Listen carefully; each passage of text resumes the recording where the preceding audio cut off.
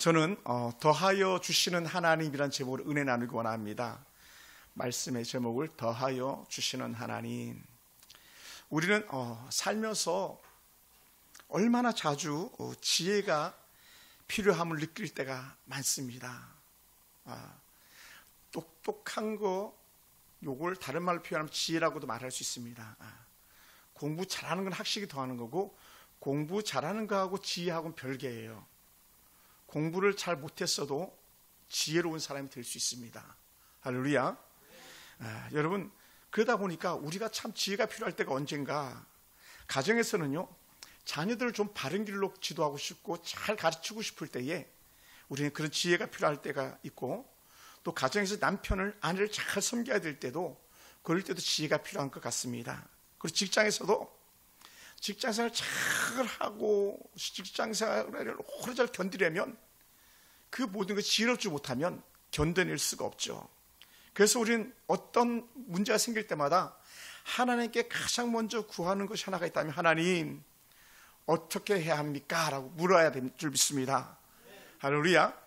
솔로몬이 그랬다는 거예요. 하나님 어떻게 하면 좋습니까? 하나님 어떻게 하면 좋습니까? 물론 우리가 부모에게도 물을 수 있습니다. 자녀들에게도 물을 수 있습니다. 옆에 있는 믿음 좋은 성도들에게도 물을 수 있습니다. 그런데 우리는 하나님 어떻게 하면 좋습니까? 하나님의 지혜를 구하는 것이 오늘 솔로몬을 통해서 우리가 받아야 될 영적 교훈인 줄 믿습니다. 세상은 말합니다. 조금만 검색하면 모든 것들을 다 알려줘요. 그래서 이렇게 오래전에 이렇게 많이 말했어요. 정보가 힘이다. 아는 게 힘이다 그랬는데, 지금은요, 우리가 뭐 몇 글자만 쳐보면 같은 지식을 다 공유가 되어버리는 거예요. 아무리 똑똑한 박사의 논문도 몇 글자만 치면 우리가 다 볼 수 있고 다 들을 수 있습니다. 그런데 그와 전혀 다른 것이 있다면 지혜예요. 지혜. 그래서 지혜는 곧 생명이고, 지혜는 어찌 보면 생명의 샘물이라고 해도 과한 말이 아닐 것입니다.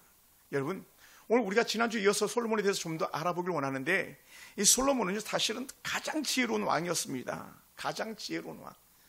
학식으로 말하면 가장 똑똑한 왕이기도 했고요, 삶의 부분에 있어서는 가장 지혜로운 왕이기도 했습니다.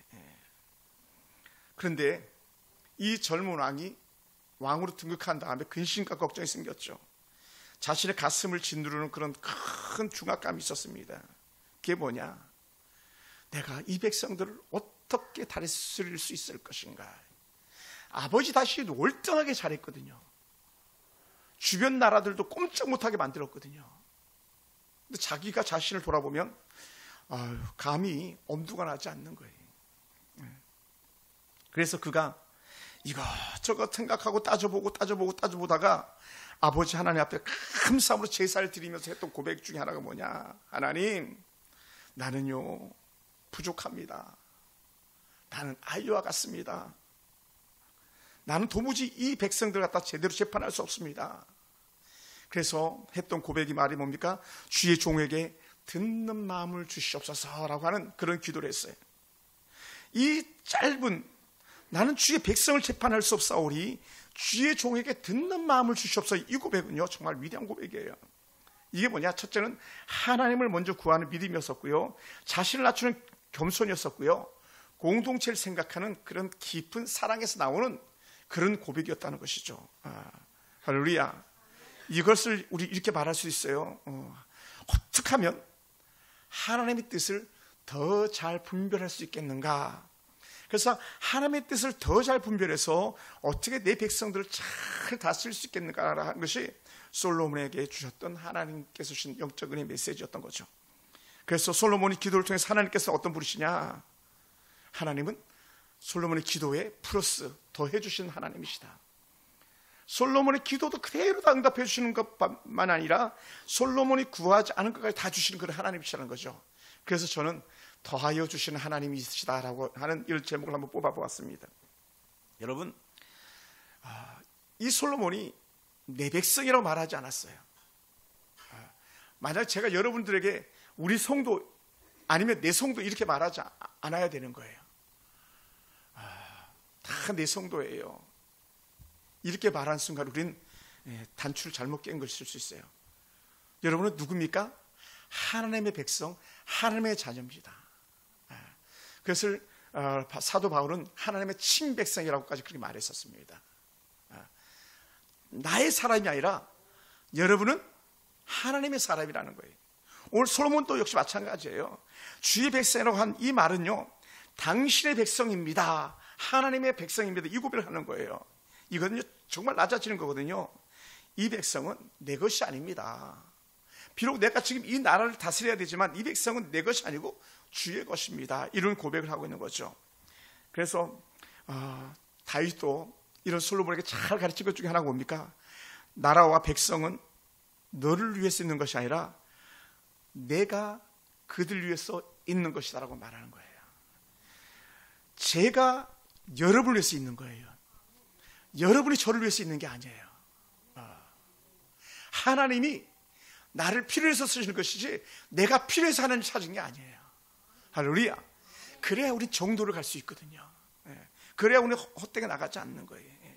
그래서 이 다윗에게 그런 은혜를 배웠기 때문에 이것을 갖다 우리 이렇게 표현합니다. 잘 배운 섬김이다. 섬김이다. 여러분, 가정에서, 교회에서, 직장에서 우리는 항상 내가 중심이 되고 싶어하는 그런 마음이 있고요, 내가 주인공이 되고 싶어하는 그런 마음이 항상 있어요. 저도 그런 기질이 없지 않아 있어요. 흔히 이제 유재석이가 워낙 사회를 잘 보잖아요. 그래서 또 사회 본다, 또 사회 본다, 이렇게 막 가끔 주변에 사람 쪼크하기도 해요. 저도 그런 마음이 들 때가 많거든요. 무대 중앙에 서야 될 것 같고 다른 사람들 리드해야 될 것 같고 하는 그런 마음이 있어요. 왜냐하면 평소에 사역했던 걸 지도하는 마음이었었기 때문에. 근데 그게 아니고 우리는 그들 위해서 내가 있는 거지, 나를 드러내기 위해서 그들이 있는 게 아니라는 거예요. 오늘 솔로몬이 그걸 바라본 거예요. 여러분, 그래서 사도 바울은 고린도 교회에 이렇게 표현한 적이 있어요. 누구든지 자기 유익을 구하지 말고 남의 유익을 구하라는 거예요. 그러니까 오늘 솔로몬의 기도는요, 자기가 부를 누리기 원한 것이 아니라 어떻게 하면 하나님의 백성들을 더 잘 섬기겠습니까? 그걸 구하다 보니까 어떻게 돼요? 자신은 저만치 내려놓고 하나님을 드러내고 하나님을 끌어들이고 있는 줄 믿습니다. 할렐루야. 그러다 보니까요, 그런 마음이 결국 어떻게 생기냐? 내가 겸손해야 그렇게 되는 거예요. 아멘. 겸손해야. 어떤 성도들은, 연약한 성도들 그런 게 있어요. 꼭 그걸 내가 해야 되는데 왜 나를 안 시킵니까? 왜 나는 그 수수에 뺍니까? 이렇게 해가지고 넘어지는 사람들도 있더라고요. 막 저 같으면 안 시켜주면 더 좋을 것 같은데, 더 편할 것 같은데, 막 그렇지가 않더라는 거예요. 왜 그러니까? 자기 중심에서만 생각하기 때문에 그래요. 자기 중심에서 공동체 전체를 생각하고 큰 그림을 보면 되는데 큰 그림을 보지 못하는 거예요. 근데 솔로몬은 큰 그림을 본 거예요. 솔로몬은 큰 백성을 본 거예요. 자기 백성이라면 자기 마음대로 할 수 있겠지만 하나님의 백성이라는 큰 그림을 본 거예요. 여러분 삶도 그렇게 되길 주님을 축원합니다. 할렐루야. 그래서 여러분의 모든 삶이 하나님 은혜 가운데서 큰 그림을 본다면 우리는 하나님 앞에 나는 더 내려놓을 수 있는 그 은혜가 되는 줄 믿습니다. 할렐루야. 남편의 존재 목적은요, 아내를 위해서 있는 거예요. 예를 들어서. 근데 또 아내의 존재 목적도 남편을 위해서 있는 거예요. 근데 우리는 반대로 말하잖아요. 너 내가 있으니까 복 받는 줄 알아라. 너 내가 있으니까 이렇게 잘 사는 줄 알아라. 내가 돈 버니까 이렇게 잘 쓰는 줄 알아라. 막 우리 이렇게 말하기 쉽다는 거예요. 그게 아니라는 거예요. 하나님은 우리가 연약하기 때문에 남편을 붙여줬고 아내를 붙여줬고 또 우리가 연약하기 때문에 옆에 있는 성도들 붙여주셨는데 우리 그렇게 말하고 싶지 않은 그런 죄된 본성이 있는 거예요. 내가 있기 때문에, 내가 있어서, 내가 잘해가지고 이런 말을 우리 쉽게 할 수 있는데 절대 그렇지 않다는 거예요. 솔로몬은 그렇게 하지 않았죠. 그래서 지혜로운 인생은요, 자신을 위해서 사는 인생들이 아니라 어찌하든지 남을 위해서 사는 인생이에요. 그러니까 예수님께서 이 땅에 오셔서 당신을 위해서 살았다면요, 예수님께 항거하는 모든 자들 다 죽여버렸어야 돼요. 물리쳤어야 되고. 근데 예수님은 그렇게 하지 않았잖아요. 한 사람도 물리치지 않았잖아요. 오히려 돌을 던지고 침을 뱉는 사람들을 더 품어주고 더 가까이 나갔잖아요. 그게 자신을 위해서 사는 삶이 아니라 그들을 위해서 사는 삶이 되었던 것이죠. 할렐루야. 우리 가운데 그렇게 된다면요, 여러분 가정과 또 우리 교회는 또 이민족은 정말 복이 있는 그런 역사가 써줄 줄 믿습니다. 할렐루야. 그러다 보니까 오호, 그럼 어떻게 하면 그렇게 살 수 있겠는가 했더니 이 솔로몬이 생각해 보니까 필요했던 것이 있는데, 아하, 그건 이거구나. 선과 악을 분별할 수 있어야 되겠구나. 공동체를 잘 지키려다 보니까는 무엇이 선이고 무엇이 악인지를 분별할 수 있는 거예요. 그렇다면 여기 자동으로 따라올 수 있는 게 있어요. 뭡니까? 선택할 수 있다는 거예요. 아멘. 우리는 선택하되 하나님의 편을 선택할 수 있는 거예요. 나의 유익이 아니라 공동체 유익을 위해서 선택할 수 있는 거예요. 저와 여러분의 삶이 그렇게 되길 원합니다. 그래서 이 솔로몬은 정말 그 자신이 재판을 잘하려고 그렇게 마음을 갖게 된 거예요. 그래서 백성들 필요를 제대로 채워줄 수 있거든요.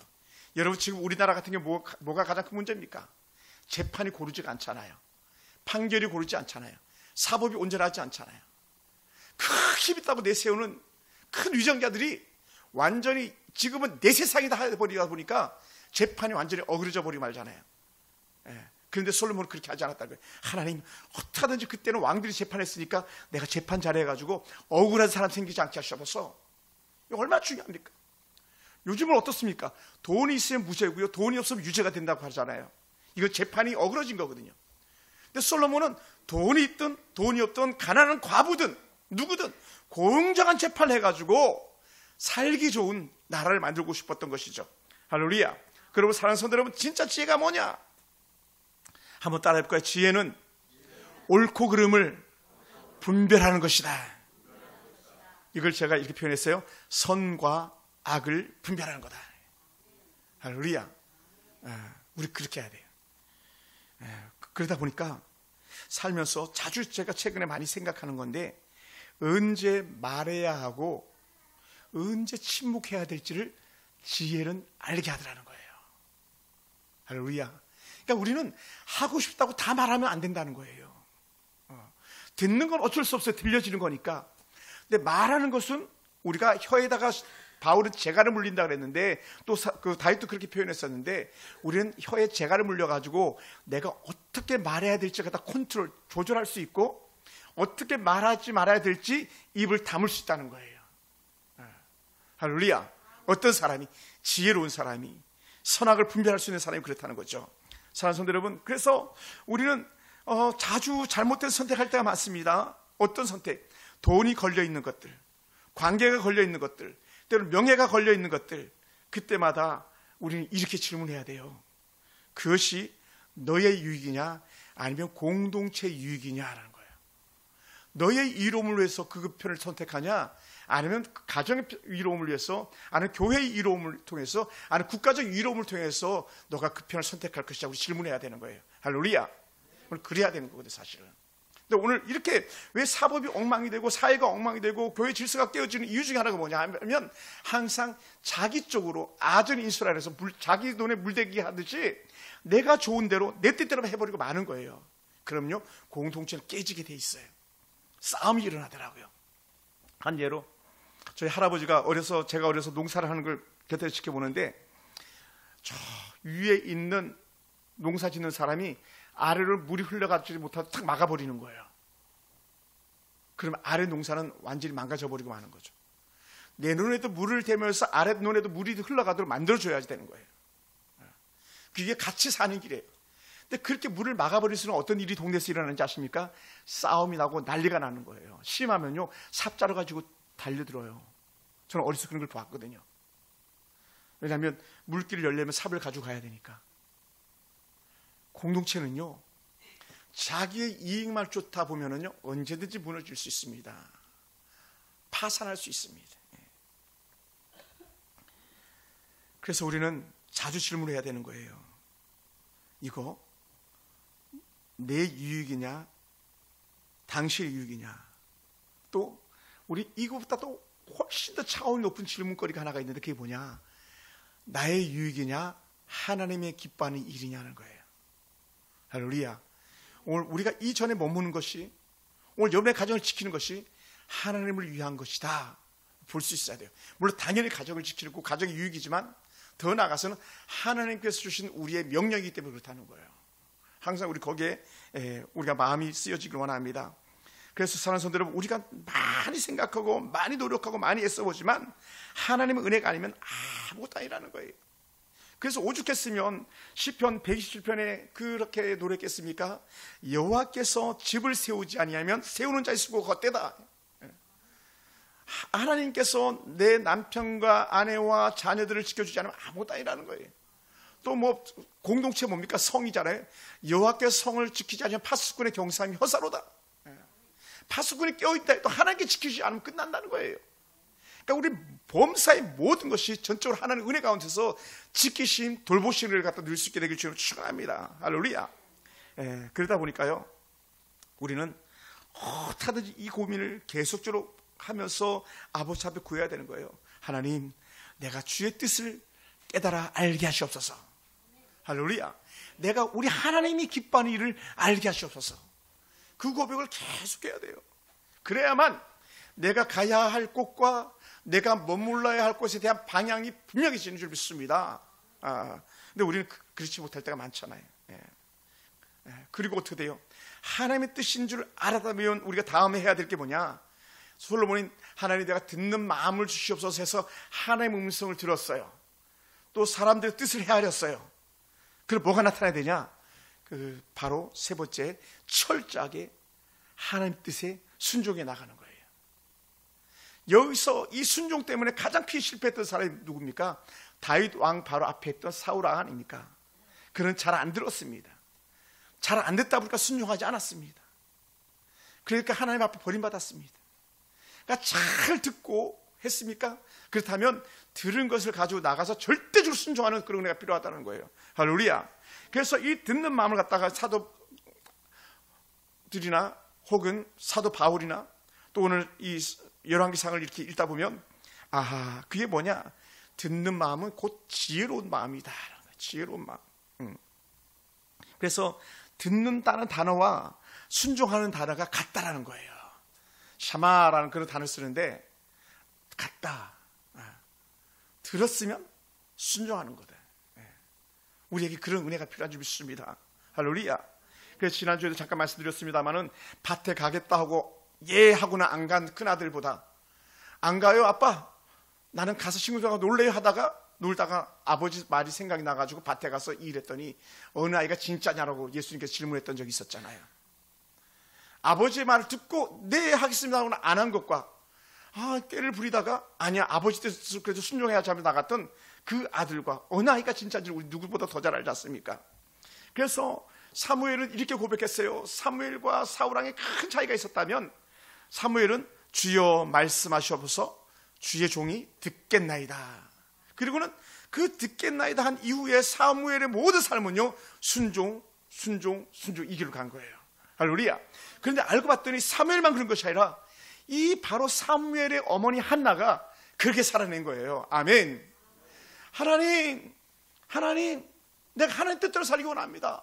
아이 주시면 하나님 앞에 드리겠습니다 했는데 정말로 아이를 주셨네요. 그것도 가장 하찮은 제사장 엘리 제사장이 야 평안히 돌아가라 아멘 하고 돌아갔더니 그날 밤에 하나님께서 잉태복을 주셨잖아요.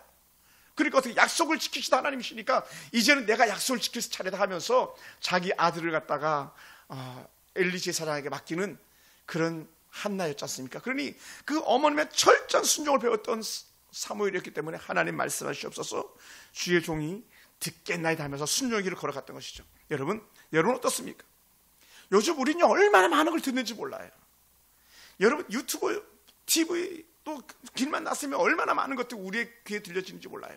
그때 우리는 두 가지를 해야 될 것 같아요. 변별력, 들어야 될 것을 듣는 지혜. 할렐루야. 들어야 될 것, 흔히 말하는 보아야 될 것 이렇게 표현할 수도 있겠죠. 그리고 어떻게 돼요? 하나님의 뜻을 분별해서 그것을 들었으면 실천해 나가는 철저한 순종이 필요하다는 것이죠. 할렐루야. 그래서 우리는 이렇게 말합니다. 하나님은 우리에게 말씀하시고 우리는 하나님이 말씀하신 것을 그대로 순종하는 사람들이다라는 거예요. 할렐루야. 순종하는 사람들이다. 여러분 똑같이 누구지 다 들어요. 지금 여기요. 제 말 다 들리죠? 근데 순종하는 사람은요 다르더라는 거예요. 누가 순종할 것이냐, 그게 달라요.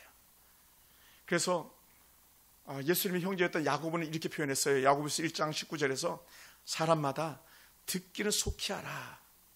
그래서 하나님이 어찌 보면 귀를 두 개 주셨는지 몰라요. 더 잘 들으라고. 하나만으로도 들 수 있는데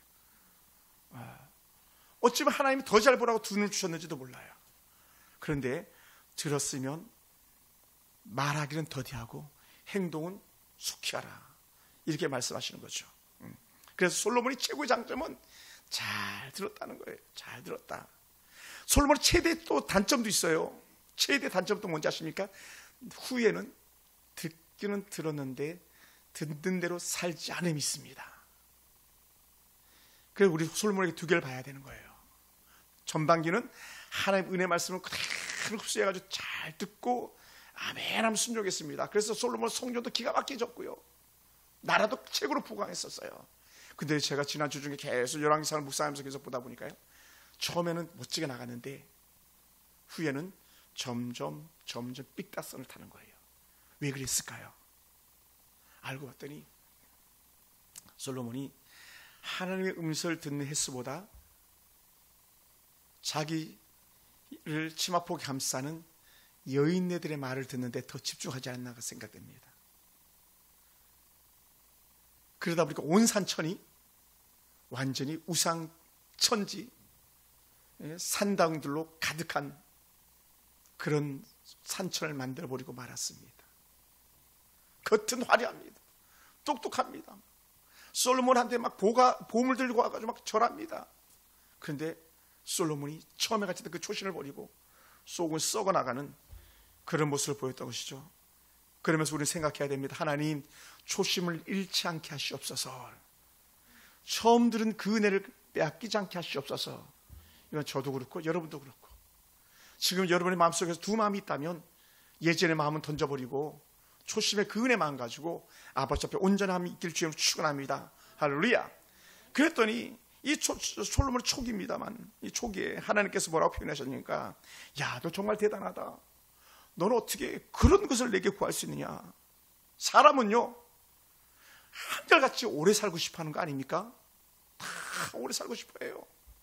우리 어머님 권사님 오래 사셨잖아요, 그죠? 우리 권사님 오래 사셨잖아요, 그죠? 어떤 아이가 그랬대요. 할머니 오래오래 100살까지 사세요 그랬대요. 그럴 때 할머니가 손자 뺨을 때리더래요. 이놈의 자식, 왜 그랬을까요? 그의 할머니 나이가 99살이래요. 내년에 그 할머니 죽으라는 얘기. 우리는 한결같이 오래 살고 싶어하는 본능이 있는데 하나님께 하셨던 말씀이, 야, 너는 어떻게 다들 오래 살기를 원하는데 너는 장수를 내게 구하지 않았느냐? 두 번째는, 저는요, 여러분들이 한결같이 다 부자 됐으면 좋겠어요. 할렐루야. 왜냐하면 자본주의 사회에서는 좀 머니가 파워, 힘이니까, 그러니까 유전, 돈 있으면 무제도 만든다고 그랬잖아요. 근데 하나님은, 야, 솔로몬아, 너는 어떻게 부도 구하지 않냐? 너 부자가 되고 싶지 않았어? 그리고 세 번째는, 솔로몬, 야, 너는 어떻게 명예도 구하지 않냐? 우리는 다 높은 자리 원하잖아요. 다 상자 앉고 싶어 하잖아요. 다 대접받고 싶잖아요. 우리 교회는 뭐 그렇게 막 높이지 않습니다만은 권사 되고 싶어하고 안수집사 되고 싶어하고 장로 되고 싶어하는 마음들이 사람들 보수 속에 다 있거든요. 뭐 저 같은 목회자도 그런 소망이 없겠습니까? 근데 넌 어떻게 명예도 구하지 않냐? 다른 말로 하면 높은 자리도 구하지 않냐? 너 대단하다. 그러면서 하셨던 말씀이, 내가 너 구하지 않은 그것까지 다 줄게 그러는 거예요. 할렐루야. 뭐를? 하나님 뜻을 잘 분별하고 백성들 잘 섬기게 해주세요 했더니, 그래, 그것도 주고 내가 너에게 장수도 주고 내가 너에게 부도 주고 내가 너에게 명예도 주겠다, 이렇게 말씀하신 거예요. 할렐루야. 야, 그래 하나님께서 더해 주시는 거죠. 그래서 성경에서 이렇게 표현했어요. 우리 10절 한번 읽어볼까요? 10절, 우리 아까 읽었던 10절. 자, 솔로몬이, 시작. 솔로몬이 이것을 구하매 그 말씀이 주의 마음에 든지라. 바로 그 구절에 보면요, 바로 위에 구절에 보면 가운데에 듣는 마음을 종에게 주사, 이게 너무 감사했다는 거예요. 그리고 듣는 마음을 내게 주사, 바로 밑에 또 다시 나오는 게 선악을 분별하게 하시옵소서. 이 말이 너무 감동이 된 거예요. 그러니까 하나님이 깜짝 놀래가지고 해주셨던 말씀 아닙니까? 그래서 내가 부도 너에게 주고 내가 너에게 장수도 주고 내가 너에게 명예도 주겠다고 하는 말씀이 그 아래 11절 이하에 쭉 나오는 말씀들이었거든요. 사랑하는 성도 여러분, 우리 예수님은 뭐라고 말씀하셨을까요? 솔로몬이 먼저 구했던 게 부귀와 영화와 권세도 아니었는데, 이런 솔로몬을 크게 칭찬하셨는데 예수님은 뭐라고 말씀하셨을까요? 우리가 잘 아는, 제가 지난주 설교도 잠깐 언급했었는데 우리가 잘 아는 마태복음 6장 33절, 너희는 먼저 그의 나라와 그의 의를 구하라. 그리하면 이 모든 것을 너희에게 더하시리라. 다른 말로 하면 이거예요. 쉽게 얘기하면 하나님, 나는 하나님의 뜻을 쫓아 살고 싶어요. 난 하나님을 위해서 살고 싶어요. 이 고백했더니 그래? 술술술술 풀리는 삶을 주신다는 거예요.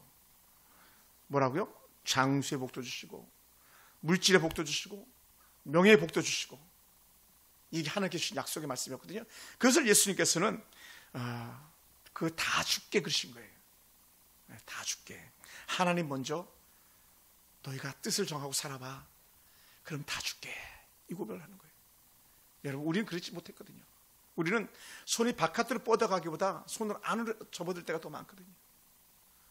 내가 힘쓰고 애써서 벌었다고 해서 이거 하나님 겁니다라고 말하기보다는 내 품 안에, 내 주머니 속에 들어가기가 먼저일 때가 얼마나 많았었겠습니까?